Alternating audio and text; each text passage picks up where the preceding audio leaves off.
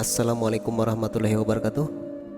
Siswa-siswi semuanya serta sahabat-sahabat guru dimanapun berada, juga sahabat-sahabat orang tua mungkin ya, dan siapapun yang mungkin memerlukan materi ini untuk kegiatan belajar atau sebagai referensi tambahan, suplemen ataupun pengayaan, silakan untuk dibagikan jika ini dianggap sebagai amal jariah untuk mungkin yang ada orang lain yang lebih memerlukan daripada Anda.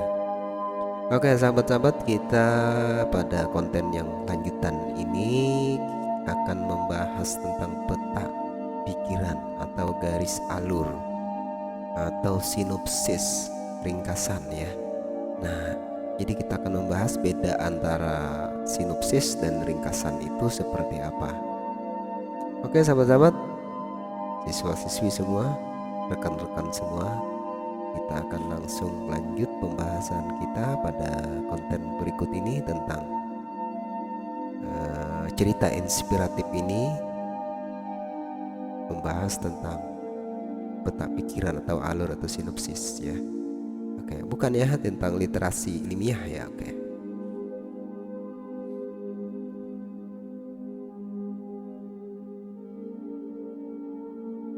Nah, pada pembahasan sebelumnya kita sudah membahas tentang literasi ilmiah ini, tentang jenis-jenis dan unsur-unsur buku fiksi maupun buku non-fiksi. Nah, kali ini kita akan membahas perbedaan yang mendasar ya antara alur, sinopsis, dan ringkasan. Yang pertama, peta pikiran atau garis alur ya. Nah, apa itu peta pikiran? Peta pikiran dari buku fiksi harus memuat bagian-bagian, yaitu pengenalan cerita, penyajian peristiwa, terjadinya konflik, penyelesaian konflik, serta penutup. Nah, jadi ini bagian dari lapisan-lapisan sebuah cerita yang sudah kita bahas pada bab sebelumnya ya, pada bagian cerita inspiratif. Nah, kita akan membedakannya dengan nanti buku non-fiksi. Nah, kemudian yang kedua adalah sinopsis. Nah, sinopsis itu merupakan bentuk ringkasan karya sastra. Jadi sinopsis itu ringkasan alur cerita sebuah cerpen ataupun novel ataupun roman. Nah, langkah-langkah untuk menyusun sinopsis yaitu dengan membaca cerita, kemudian menelusuri alurnya, disusun, diurutkan alur pertama, paparannya apa, kemudian penggawatannya apa, puncak cerita apa, kemudian peleraian dan penyelesaiannya pada peristiwa mana. Nah, kemudian itu harus mengutamakan aspek persuasif yang dibuat dengan menarik ya. Nah, jadi kesimpulan pada cerita fiksi itu disebut dengan sinopsis ya, yaitu dengan menyusun alur cerita itu.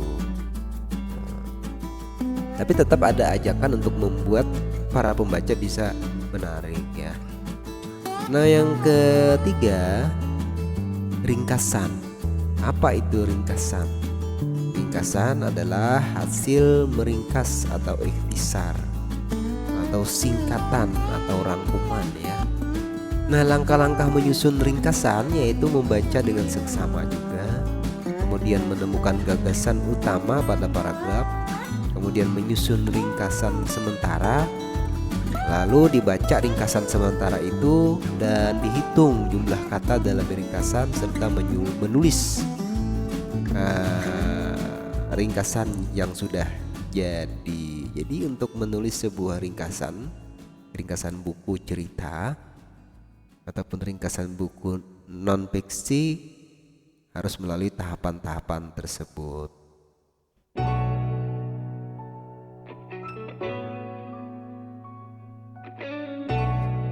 Peta pikiran garis alur. Peta pikiran dari buku fiksi harus memuat bagian-bagian, yaitu pengenalan cerita, penyajian peristiwa, terjadinya konflik, penyelesaian konflik, serta penutup.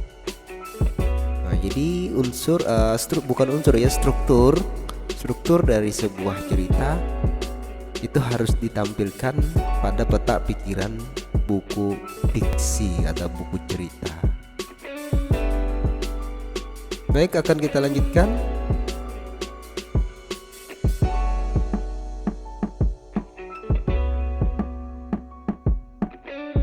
Sinopsis sekarang ya.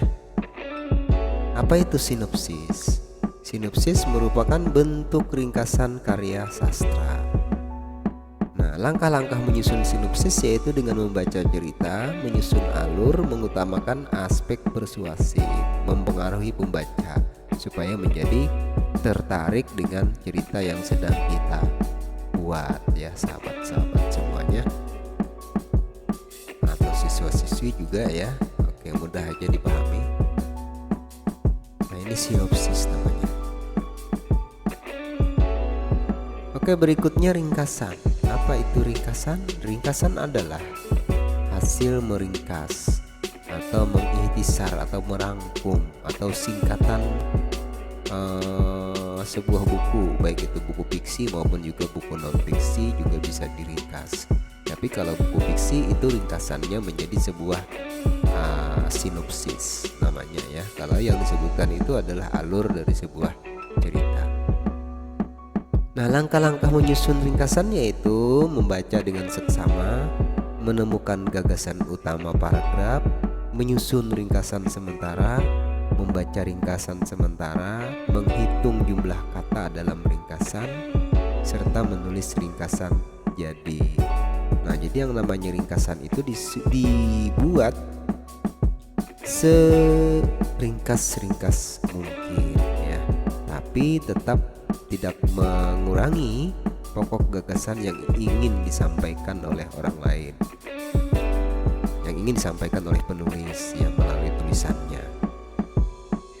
Nah, sahabat-sahabat, itu saja yang dapat saya sampaikan untuk konten lanjutan ini ya. Jangan lupa untuk subscribe, like, bagikan materi ini dari Haji Banjar. Terima kasih atas dukungan subscribe, like, dan membagikan materi ini. Mudah-mudahan ada manfaatnya bagi orang lain. Bagi Anda tidak bermanfaat, tapi mungkin bagi orang lain akan sangat bermanfaat sebagai tambahan ataupun sebagai referensi pengayaan materi pelajaran bahasa dan sastra Indonesia. Oke, terima kasih semuanya ya. Jangan lupa untuk terus bersama kami di channel Haji Banjar. Oke, terima kasih. Assalamualaikum warahmatullahi wabarakatuh.